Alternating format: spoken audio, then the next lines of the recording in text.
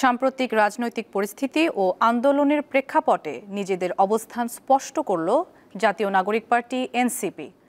সোমবার এক বিবৃতিতে দলটি জানায়, আওয়ামী লীগ নিষিদ্ধের আন্দোলনে যৌক্তিক দাবির প্রতি পূর্ণ সমর্থন থাকলেও দলীয় স্লোগান ও জনগণের ইতিহাস বিরোধী কোনো বক্তব্যের সঙ্গে এনসিপি জড়িত নয়। দলটির যুগ্ম সদস্য সচিব সালেহ উদ্দিন সিফাতের সই করা বিবৃতিতে আরও বলা হয়, তাদের কোনো সদস্য সাম্প্রতিক আন্দোলনে দলীয় স্লোগান কিংবা এই জনপদের মানুষের সংগ্রাম ও ইতিহাস বিরোধী কোনো স্লোগান দেয়নি। ফলে যেসব আপত্তিকর স্লোগান নিয়ে জনমনে প্রশ্ন উঠেছে তার দায়-দায়িত্ব সংশ্লিষ্ট পক্ষকেই বহন করতে হবে।